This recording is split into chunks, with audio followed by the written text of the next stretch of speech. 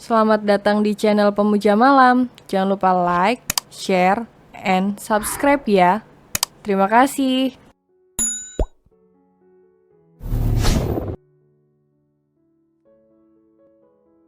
Chapter 21, Menyesal Siksa Gadis Salah Alamat.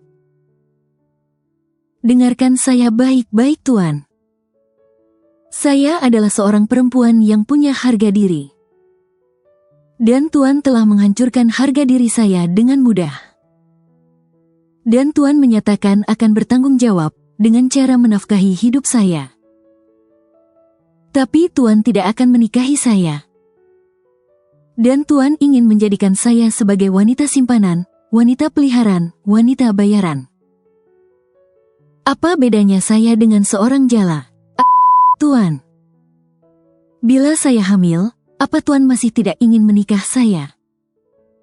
Tuan benar-benar gila. Teriak Ana di akhir kalimatnya. Lalu Ana berdiri akan pergi dari kamar khusus itu. Tunggu Ana. Saya jamin kamu tidak akan hamil karena... Tidak akan hamil? Kenapa tidak bisa? Apa Tuan pernah baca novel? Di sana rata-rata mereka hamil walau hanya melakukannya satu kali. Dan saya telah bertanya langsung pada dokter kebenarannya. Hal seperti itu sangat mungkin terjadi, Tuan. Apalagi ini adalah masa-masa subur saya.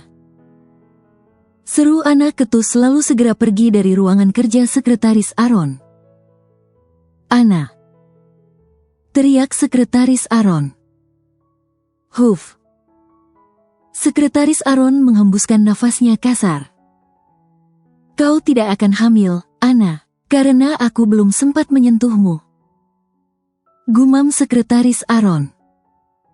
Kala mengingat adegan di mana ia berusaha menyalurkan hasratnya tanpa melakukan hal lebih pada Ana. Alhasil ia terpaksa menyakiti dirinya sendiri.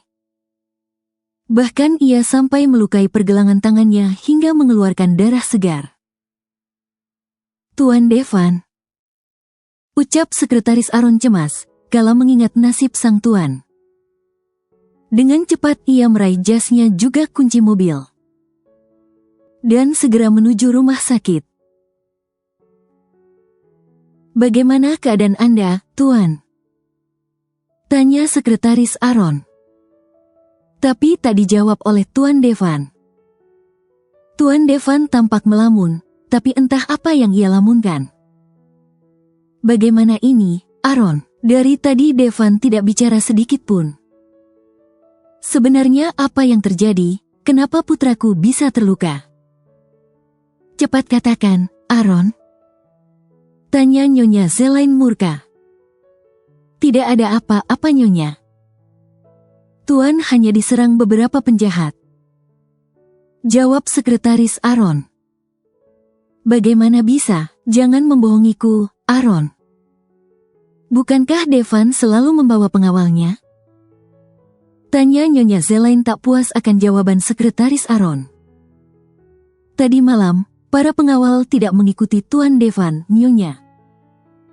Para pengawal pergi untuk menyelesaikan misi yang diberikan oleh Tuan Devan. Jawab sekretaris Aaron terpaksa berbohong. Kalau benar begitu, cepat temukan siapa yang berani melukai putraku. Aku tidak mau tahu, pokoknya aku ingin orang itu mendapatkan ganjaran yang setimpal. Ketus Nyonya Zelain. Nyonya tenang saja. Saya akan menemukan siapapun orang itu. Dan memberikannya pelajaran yang setimpal. Jawab sekretaris Aaron. Itu harus. Kalau begitu, saya akan kembali ke perusahaan lagi, Nyonya. Ujar sekretaris Aaron. Pergilah, tapi ingat temukan penjahat itu. Ujar Nyonya Zelain dengan nada mengancam. Tentu saja, Nyonya. Jawab sekretaris Aaron lalu pamit pada tuannya. Dan segera pergi menuju perusahaan. 1 minggu kemudian. Tuan, sadarlah Tuan. Anda minum terlalu banyak. Ucap sekretaris Aaron mengambil paksa minuman keras dari tuannya. Kembalikan minumanku, cepat kembalikan. Beraninya kau membantah perintahku. Teriak Tuan Devan dengan keadaannya yang begitu berantakan. Berhentilah minum Tuan. Tuan bisa sakit bila terus begini. Tutur sekretaris Aaron. Kenapa kalau aku sakit? Iya, lebih baik bila aku sakit. Aku bisa merasakan apa yang dulu dirasakan Lona. Lona, di mana dia sekarang? Aku bersalah padanya. Aku sudah memperlakukannya dengan tak berperasan. Dendamku salah alamat, Aaron. Aku mohon segera temukan gadis itu. Aku ingin meminta maaf padanya. Temukan Lona, Tuan Devan pun pingsan, tanpa menyelesaikan terlebih dahulu kalimatnya. Dengan sabar sekretaris Aaron membopong tubuh tuannya. Dan segera membawanya ke kamar khusus yang ada di ruang kerja itu. Selama seminggu ini, Tuan Devan tak pernah pulang ke hotel ataupun ke rumah sang ibu. Ia tengah menghukum dirinya sendiri. Dengan mengurung diri di dalam ruangan kerjanya. Ia bahkan jarang makan. Ia hanya makan saat sang ibu menyuapi dan memaksanya untuk makan. Semenjak keluar dari rumah sakit, ia hanya berada di dalam ruangan kerjanya. Mau siang ataupun malam, tak pernah sekalipun ia keluar dari ruangan itu. Walau berada di perusahaan, tapi juga tak pernah menjalankan tugasnya. Semua pekerjaan diselesaikan oleh sekretaris Aaron. Ia hanya mengurung dan menyiksa dirinya di dalam sana. Saat malam hari, Tuan Devan akan meminum sangat banyak minuman keras. Setelah mengurus tuannya dan memastikan keadaan tuannya, barulah sekretaris Aaron pulang kembali ke apartemennya. Tapi, sebelum pulang, ia akan singgah di kontrakan Ana. Setiap hari ia mendatangi Ana, hanya untuk mengajak Ana ikut bersamanya. Tentu saja niat baiknya selalu ditolak mentah-mentah oleh Ana. Sekarang, Ana sudah tidak lagi bekerja di perusahaan bersamanya. Semingguan ini, Ana berusaha mencari pekerjaan. Tapi, tidak ada satupun yang menerimanya. Dari dalam mobilnya, sekretaris Aaron bisa melihat jelas Ana yang tengah dimarahi oleh pemilik kontrakan. Karena Ana belum mampu membayar kontrakan. Tampak pemilik kontrakan memasuki kamar kontrakan Ana. Tak lama ibu paruh baya itu keluar dengan membawa tas lusuh milik Ana.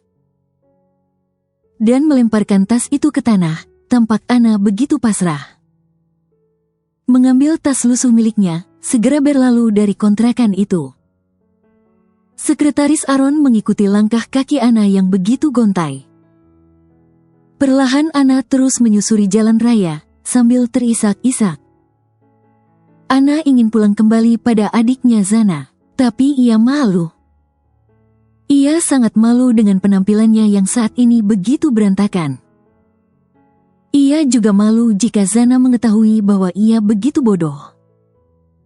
Pergi dari rumah hanya untuk mengejar cintanya yang tak terbalaskan. Kelelahan, Ana memberhentikan langkahnya. Memegang kepalanya yang terasa begitu pusing, tak lama Ana pun pingsan.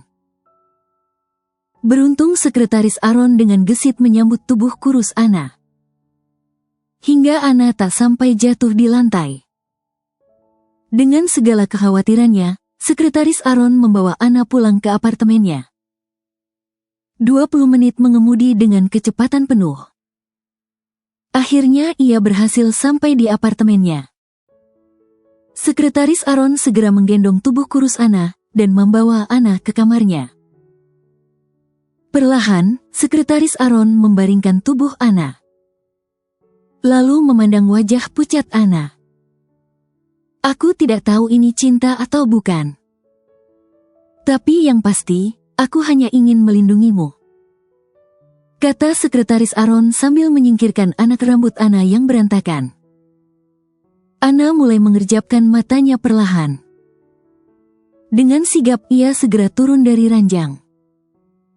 Dengan cepat akan pergi dari kamar itu. Tapi aksinya terhenti ketika lengannya ditahan oleh Sekretaris Aaron. Kau mau kemana?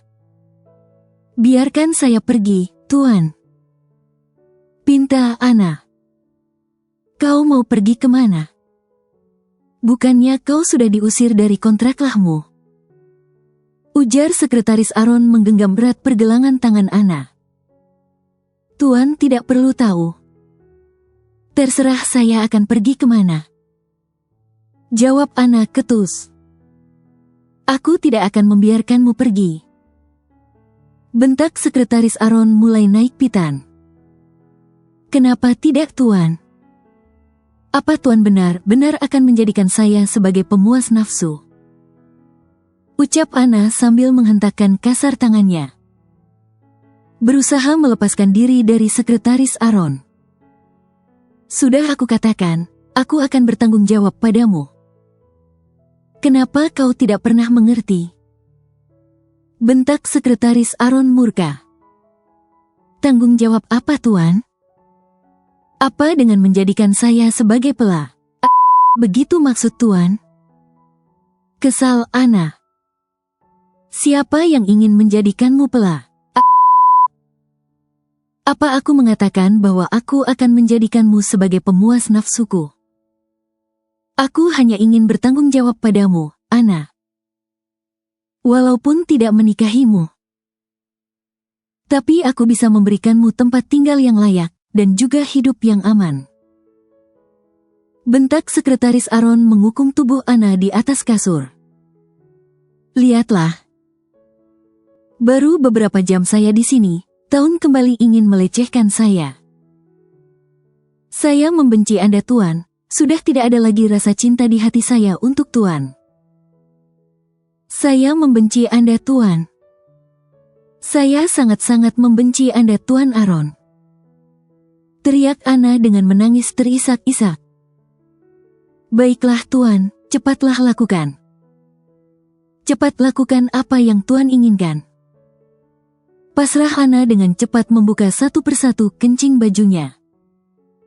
Apa yang kau lakukan, Anna? Siapa yang menyuruhmu melakukan itu? Apa kau benar-benar sehina ini? Bentak Sekretaris Aaron menghentikan pergerakan jemari Anna. Saya memang sudah hina, dan Taunlah yang membuat saya menjadi hina. Teriak Anna, lalu Anna pun pingsan lagi. Karena ia belum makan sedari pagi.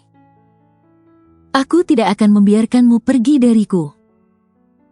Ujar Sekretaris Aaron turun dari ranjang. Tanpa ia sadari, rasa peduli yang ia punya terhadap Anna perlahan akan berubah menjadi cinta. Ia sudah mulai membuka hatinya untuk Anna. Tapi sangat disayangkan, karena kesalahpahaman antara keduanya semakin rumit. Sejak saat itu, Anna tak lagi peduli pada hidupnya. Tampak ia menerima semua yang dilakukan Sekretaris Aaron padanya. Sekretaris Aaron tidaklah berbuat jahat padanya. Malah sebaliknya, Sekretaris Aaron terlihat begitu care pada Anna. Malahan terkadang terkesan romantis. Ia memang mengurung Anna agar tak pergi dari apartemennya. Tapi, perlakuan baiknya cukup membuat Anna bertahan. Namun, hatinya begitu sakit. Setiap kali mengingat bahwa kebaikan Sekretaris Aaron padanya, bukanlah karena cinta, melainkan sebuah bentuk tanggung jawab yang dipenuhi dengan keterpaksaan. Tapi setidaknya Anna merasa sedikit beruntung. Karena Sekretaris Aaron benar-benar memperlakukannya dengan baik. Bukannya dengan cara seperti yang Anna pikirkan selama ini. Tuan, Tuan buka pintunya, Tuan. Teriak Sekretaris Aaron dari luar ruang Tuan Devan. Tak ada sautan dari dalam membuat sekretaris Aaron khawatir.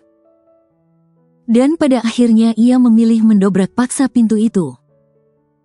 Astaga! Teriak sekretaris Aaron kaget. Kala melihat Tuan Devan telah tergeletak tak berdaya di lantai, dengan kondisi yang begitu berantakan. Sedangkan botol anggur berserakan begitu banyak di lantai. Melihat tuannya yang tak sadarkan diri, Sekretaris Aaron segera memanggil para pengawal untuk membantunya membawa Tuan Devan ke rumah sakit. Tak butuh waktu lama, Sekretaris Aaron dan Tuan Devan sudah berada di rumah sakit. Devan sayang, kenapa kamu jadi seperti ini nak? Sadarlah sayang, Mommy mohon lupakan Lona, lupakan gadis sialan itu. Bukan salahmu jika dia pergi. Mommy mohon sadarlah. Pikirkan kesehatanmu sayang. Mommy tidak ingin kehilanganmu Devan. Tutur Nyonya Zelaine terisak-isak. Seraya memeluk tubuh Tuan Devan yang terbaring tak berdaya di ranjang rumah sakit. Berhenti berbicara yang tidak baik tentang Lona, Mom. Dia perempuan baik-baik, aku yang salah. Aku yang salah karena telah melakukan balas dendam kepadanya. Dan dendam yang Devan lakukan berujung salah alamat.